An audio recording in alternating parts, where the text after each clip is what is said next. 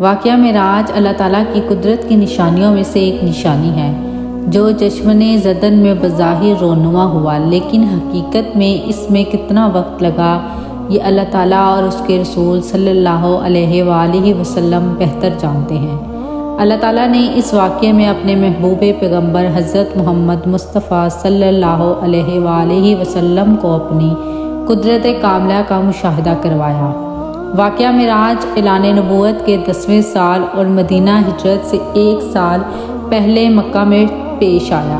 ماہ رجب کی 27ویں رات ہے۔ اللہ تعالیٰ اپنے فرشتوں سے ارشاد فرماتے ہیں، اے فرشتوں، آج کی رات میری تسبیح بیان مت کرو، میری حمد و تقدیس کرنا بند کرو، آج کی رات میری اطاعت و بندگی چھوڑ دو، اور آج کی رات جنت الفردوس کے لباس اور زیور سے آراستہ کرو، میری فرما برداری کا قلعہ اپنے سر پر باندھ لو۔ اے جبرائیل علیہ السلام، میرا یہ پیغام میکائیل علیہ السلام کو سنا دو کہ رزق کا پیمانہ ہاتھ سے علیحدہ کر دے۔ اسرافیل علیہ السلام سے کہہ دو کہ وہ سور کو کچھ عرصے کے لیے موقوف کر دیں۔ اسرائیل علیہ السلام سے کہہ دو کہ کچھ دیر کے لیے روح کو قبض کرنے سے ہاتھ اٹھا لیں۔ رضوان سے کہہ دو کہ وہ جنت الفردوس کی درجہ بندی کرے۔ مالک سے کہہ دو کہ وہ دوزخ کو تالا لگا دے۔ خلد بری کی روحوں سے کہہ دو کہ آراستوں پہ راستہ ہو جائیں اور جنت کے محلوں کی چھتوں پر صفت بستہ کھڑی ہو جائیں۔ مشرق سے مغرب تک جس قدر قبریں ہیں ان سے عذاب ختم کر دیا جائے۔ آج کی رات شب معراج میرے محبوب حضرت محمد مصطفیٰ صلی اللہ علیہ وآلہ وسلم کے استقبال کے لیے تیار ہو جاؤ۔ چشمِ زدن میں عالم بالا کا نقشہ بدل گیا۔ حکم ربی ہوا، اے جبرائیل علیہ السلام، اپنے ساتھ 70,000 فرشتے لے جاؤ۔ حکم الہی سن کر جبرائیل امین علیہ السلام سواری لینے جنت میں جاتے ہیں، اور آپ نے ایسی سواری کا انتخاب کیا جو آج تک کسی شہنشاہ کو میسر نہ ہوئی ہوگی۔ میسر ہونا تو دور کی بات ہے، یہ سواری ایسی سواری ہے جو آج تک کسی نے نہ دیکھی ہوگی اور نہ ہی اس کے بارے میں سنا ہوگا۔ اس سواری کا نام براق ہے۔ تفسیر البیان میں ہے کہ حضرت محمد مصطفیٰ صلی اللہ علیہ وآلہ وسلم سے پہلے براق پر کوئی سوار نہ ہوا تھا۔ ماہ رجب کی 27ویں شب کس قدر پرکیف اطرات ہے، مطلب بالکل صاف ہے۔ فضاؤں میں عجیب سی کیفیت طاری ہے۔ رات آہستہ آہستہ کیف و نشاط کی مستی میں مست ہوتی جا رہی ہے۔ ستارے پورے آب و تاب کے ساتھ جلملا رہے ہیں۔ پوری دنیا پر سکونت اور خاموشی کا عالم طاری ہے۔ آدھی شب گزرنے کو ہے۔ حقائق آسمانی دنیا کا دروازہ کھولتا ہے۔ انوار و تجلیات کے جلوے سمیٹے حضرت جبرائیل علیہ السلام نورانی مخلوق کے جھرمٹ میں جنتی براق لیے آسمان کی بلندیوں سے اتر کر حضرت باندی رضی اللہ تعالیٰ عنہا کے گھر تشریف لاتے ہیں، جہاں ماہ نبوت حضرت محمد مصطفیٰ صلی اللہ علیہ وآلہ وسلم سو رہے ہیں، آنکھیں بند کیے دل بیدار لیے آرام فرما رہے ہیں۔ حضرت جبرائیل امین علیہ السلام ہاتھ باندھ کر کھڑے ہیں اور سوچ رہے ہیں کہ اگر آواز دے کر جگایا تو بے ادبی ہو جائے گی۔ فکر مند ہے کہ معراج کے دولہے کو کیسے بیدار کیا جائے۔ اسی وقت اللہ تعالیٰ کا ارشاد ہوتا ہے کہ یا جبرائیل علیہ السلام، قبل قدمیہ اے جبرائیل علیہ السلام، میرے محبوب کے قدموں کو چوم لے تاکہ تیرے لبوں کی ٹھنڈک سے میرے محبوب کی آنکھ کھل جائے۔ تجھ کو میں نے اسی دن کے واسطے کافور سے پیدا کیا تھا۔ حکم سنتے ہی جبرائیل علیہ السلام آگے بڑھے اور اپنے کافور ہونٹ محبوب دو عالم حضرت محمد مصطفیٰ صلی اللہ علیہ وآلہ وسلم کے پاؤں سے مس کر دیے۔ یہ منظر بھی کس قدر حسین ہوگا کہ جبرائیل امین علیہ السلام نے فخر کائنات حضرت محمد مصطفیٰ صلی اللہ علیہ وآلہ وسلم کو بوسہ دیا۔ حضرت جبرائیل امین علیہ السلام کے ہونٹوں کی ٹھنڈک پا کر حضور صلی اللہ علیہ وآلہ وسلم بیدار ہوتے ہیں اور دریافت کرتے ہیں، اے جبرائیل، کیسے آنا ہوا؟ عرض کرتے ہیں، یا رسول اللہ صلی اللہ علیہ وآلہ وسلم، اللہ تعالیٰ کی طرف سے بلاوے کا پروانہ لے کر حاضر ہوا ہوں۔ یا رسول اللہ صلی اللہ علیہ وآلہ وسلم، اللہ تعالیٰ آپ کی ملاقات کا مشتاق ہے۔ حضور صلی اللہ علیہ وآلہ وسلم تشریف لیے زمین سے لے کر آسمانوں تک سارے بزرگاہوں پر مشتاق دید کا ہجوم ہاتھ باندھے کھڑا رہا۔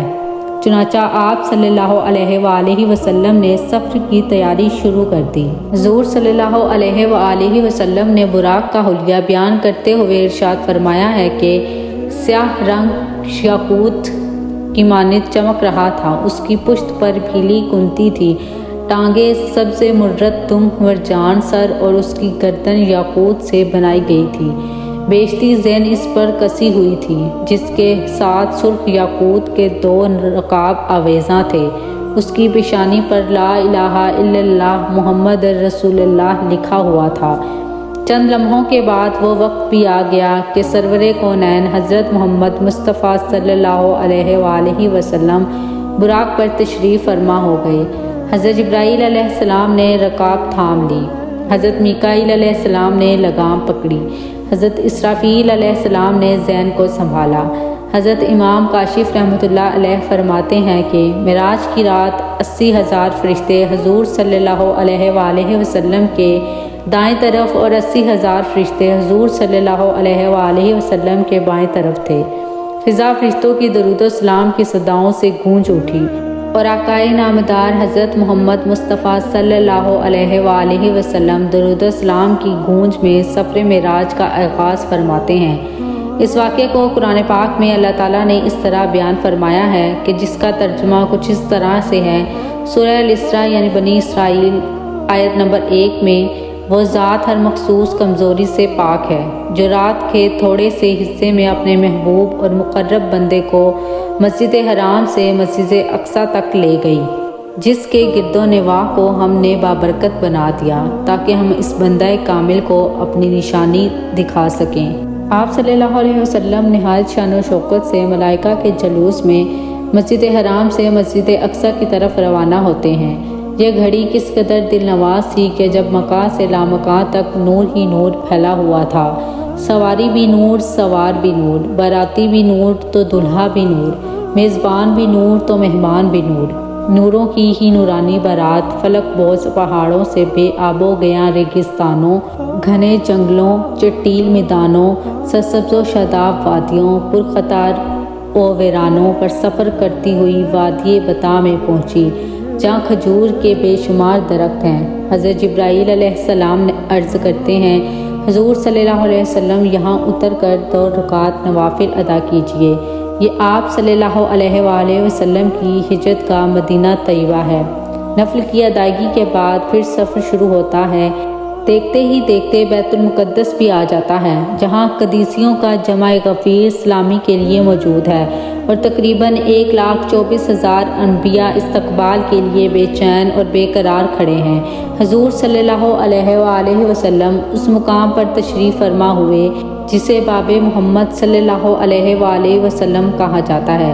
حضرت جبرائیل علیہ السلام ایک پتھر کے پاس آئے جو اس جگہ موجود تھا۔ حضرت جبرائیل علیہ السلام نے اس پتھر پر اپنی انگلی مار کر اس میں سوراخ کر دیا اور براق کو اس میں باندھ دیا۔ آفتاب نبوت حضرت محمد مصطفیٰ صلی اللہ علیہ وآلہ وسلم مسجد اقصیٰ میں داخل ہوتے ہیں۔ صحن حرم سے فلک تک نور ہی نور چھایا ہوا ہے، ستارے ماند پڑ چکے ہیں، قبضہ اسلامی دے رہے ہیں، حضرت جبرائیل علیہ السلام اذان دے رہے ہیں، تمام انبیاء صف در صف کھڑے ہو رہے ہیں۔ جب صفیں بن چکی تو امام الانبیاء فخر دو جہاں حضرت محمد مصطفیٰ صلی اللہ علیہ وآلہ وسلم امامت فرمانے تشریف لاتے ہیں۔ تمام انبیاء آپ کی ابتدا میں 2 رکعت نماز ادا کر کے اپنی نیاز بندی کا اعلان کرتے ہیں۔ ملائکہ اور انبیاء کرام سب کے سب تسلیم خم کھڑے ہیں۔ بیت المقدس میں آج تک ایسا دل نواز منظر روح پرور سما نہیں دیکھا ہوگا۔ فاسوار ہوتے ہی درود سلام سے فضا ایک مرتبہ پھر گونج اٹھی ہے۔ سرور کونین حضرت محمد مصطفیٰ صلی اللہ علیہ وآلہ وسلم نوری مخلوق کی جھرمٹ میں آسمان کی طرف روانہ ہوتے ہیں۔ حضور صلی اللہ علیہ وآلہ وسلم فرماتے ہیں کہ پھر مجھے اوپر لے جایا گیا۔ براق کی رفتار کا یہ عالم تھا کہ جہاں نگاہ کی انتہا ہوتی تھی وہاں براق اپنا پہلا قدم رکھتا۔ فوراً ہی پہلا آسمان آ گیا۔ حضرت جبرائیل علیہ السلام نے دروازہ کھٹکھٹایا۔ دربان نے پوچھا کون ہے؟ جواب دیا جبرائیل۔ دربان نے پوچھا تمہارے ساتھ کون ہے؟ حضرت جبرائیل علیہ السلام نے کہا میرے ساتھ حضرت محمد مصطفیٰ صلی اللہ علیہ وآلہ وسلم ہیں۔ دربار نے کہا مرحبا، دروازہ انہی کے لیے کھولا جائیں گے۔ چنانچہ دروازہ کھول دیا گیا۔ آسمان اول پر حضرت آدم علیہ السلام نے سرور کونین حضرت محمد مصطفیٰ صلی اللہ علیہ وآلہ وسلم کو خوش آمدید کہا۔ دوسرے آسمان پر پہنچتے تو حضرت عیسیٰ علیہ السلام اور حضرت یحییٰ علیہ السلام نے حضور صلی اللہ علیہ وسلم کو خوش آمدید کہا۔ تیسرے آسمان پر حضرت یوسف علیہ السلام نے، چوتھے آسمان پر حضرت ادریس علیہ السلام نے، پانچویں آسمان پر حضرت ہارون علیہ السلام نے، چھٹے آسمان پر حضرت موسیٰ علیہ السلام نے اور ساتویں آسمان پر حضرت ابراہیم علیہ السلام نے سرور کونین حضرت محمد مصطفیٰ صلی اللہ علیہ وآلہ وسلم کا استقبال کیا اور خوش آمدید کہا۔ پھر آپ صلی اللہ علیہ وآلہ وسلم کو جنت کی سیر کرائی گئی۔ پھر آپ صلی اللہ علیہ وسلم اس مقام پر پہنچے جہاں کلمہ قدرت کے چلنے کی آواز آ رہی تھی۔ اس کے بعد آپ صلی اللہ علیہ وآلہ وسلم سدرۃ المنتہا پہنچے۔ سدرہ وہ مقام ہے جہاں مخلوق علوم کی انتہا ہے۔ فرشتوں نے اذن طلب کیا کہ اے اللہ، تیرے محبوب تشریف لا رہے ہیں، ان کی دیدار کی ہمیں اجازت عطا فرمائیے۔ اللہ تعالیٰ نے حکم دیا کہ تمام فرشتے سدرۃ المنتہا پر جمع ہو جائیں اور جب میرے محبوب کی سواری آئے تو سب زیارت کر لیں۔ چنانچہ سب ملائکہ سدرۃ المنتہا پر جمع ہو گئے اور جمال محمد صلی اللہ علیہ وآلہ وسلم کو دیکھنے کے لیے سدرۃ المنتہا کو ڈھانک لیا۔ اس مقام پر حضرت جبرائیل علیہ السلام رک گئے اور عرض کرنے لگے یا رسول اللہ صلی اللہ علیہ وآلہ وسلم، ہم سب کے لیے ایک جگہ مقرر ہے۔ اب اگر میں ایک بال بھی آگے بڑھوں گا تو اللہ تعالیٰ کے انوار و تجلیات میرے پروں کو جلا کر رکھ دے گی۔ یہ میرے مقام کی انتہا ہے، سبحان اللہ۔ حضور صلی اللہ علیہ وسلم کی رفعت و عظمت کا اندازہ لگائیے کہ جہاں شہباز سدرہ کے بازو تھک جائیں اور روح الامین علیہ السلام کی حد ختم ہو جائے، وہاں حضور صلی اللہ علیہ وآلہ وسلم کی پرواز شروع ہوتی ہے۔ اس موقع پر حضور صلی اللہ علیہ وسلم ارشاد فرماتے ہیں اے جبرائیل علیہ السلام، کوئی حاجت ہو تو بتاؤ۔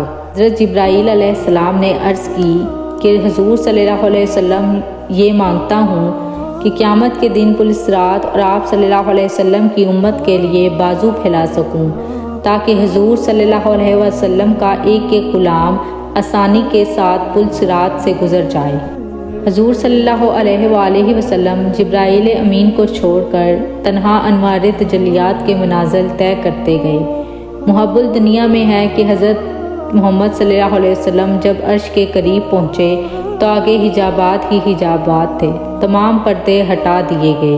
اس واقعے کو قرآن پاک میں سورہ نجم کی آیت نمبر 6 اور 7 میں کچھ اس طرح سے بیان کیا گیا ہے۔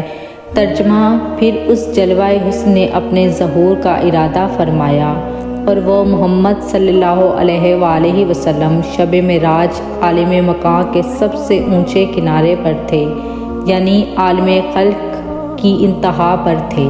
پھر وہ مبارک گھڑی بھی آ گئی کہ پیغمبر اسلام حضرت محمد مصطفیٰ صلی اللہ علیہ وآلہ وسلم حریم الہی میں پہنچے اور اپنے سر کی آنکھوں سے عین عالم بیداری میں اللہ تعالیٰ کی زیارت کی۔ قرآن مجید میں محبوب اور محبے کی اس ملاقات کا منظر بڑے دلکش انداز میں سورہ نجم کی آیت نمبر 8 اور 9 میں بیان کیا گیا ہے۔ اس کا ترجمہ کچھ اس طرح سے ہے: پھر وہ رب العزت اپنے حبیب محمد مصطفیٰ صلی اللہ علیہ وآلہ وسلم سے قریب ہوا، پھر اور زیادہ قریب ہو گیا، پھر جلوہ حق اور حبیبی مکرم صلی اللہ علیہ وآلہ وسلم صرف 2 کمانوں کی مقدار کا فاصلہ رہ گیا یا اس سے بھی کم۔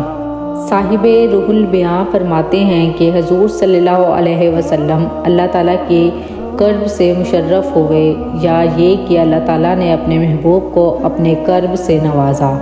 جب حضور صلی اللہ علیہ وسلم بارگاہ الہی میں پہنچے تو ارشاد فرمایا، پس اس خاص مقام مقرب و وصال پر اس اللہ نے اپنے عہد میں اپنے محبوب کی طرف وحی فرمائی۔ جو بھی وحی فرمائی، اس واقعے میں اللہ تعالیٰ کی قدرت کی بڑی بڑی شانیں موجود ہیں۔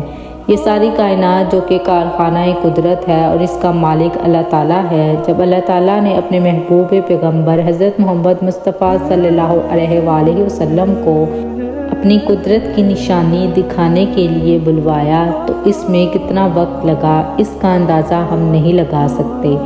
اللہ تعالیٰ جو ہر شے پر قدرت رکھنے والا ہے، اس رب کائنات نے اس کارخانہ عالم کو ایک دم بند کر دیا، سوائے اپنے محبوب صلی اللہ علیہ وآلہ وسلم کے اور ان چیزوں کے جنہیں حضور صلی اللہ علیہ وسلم نے معترف پایا۔ باقی تمام کائنات کو ٹھہرا دیا گیا۔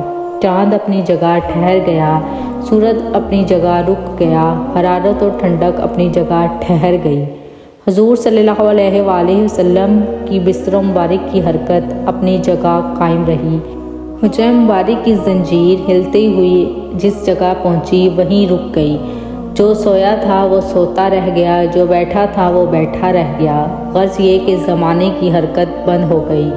جب سرکار دو عالم صلی اللہ علیہ وآلہ وسلم راتوں رات ایک سفر کر کے زمین پر تشریف لائے تو کارخانہ عالم اللہ کے حکم سے پھر سے چلنے لگا۔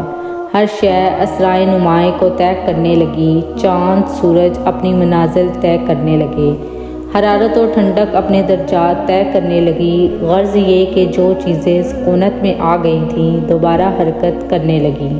بستر مبارک کی حرارت اپنے درجات طے کرنے لگی، حجرہ مبارک کی زنجیر ہلنے لگی۔ کائنات میں نہ کوئی تغیر آیا اور نہ ہی کسی کو احساس ہوا۔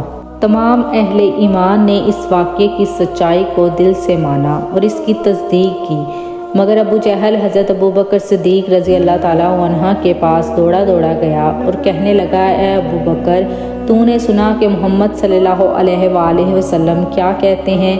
کیا یہ بات تسلیم کی جا سکتی ہے کہ رات کو وہ بیت المقدس گئے اور آسمانوں کا سفر طے کر کے دوبارہ آ گئے؟ حضرت ابوبکر صدیق رضی اللہ تعالیٰ عنہ فرمانے لگے، اگر میرے آقا صلی اللہ علیہ وآلہ وسلم نے فرمایا ہے تو بالکل سچ ہے، کیونکہ ان کی زبان پر جھوٹ نہیں آ سکتا۔ میں اپنے نبی کی سچائی پر ایمان لاتا ہوں۔ کفار بولے، ابو بکر تم کھلم کھلا ایسی خلافت قلبہ کو کیوں صحیح سمجھتے ہو؟ اس آساک صادق نے جواب دیا، میں تو اس سے بھی زیادہ خلافت قلبات پر یقین رکھتا ہوں۔ اسی دن سے حضرت ابوبکر صدیق رضی اللہ تعالیٰ عنہ کو دربار نبوت سے صدیق کا لقب ملا۔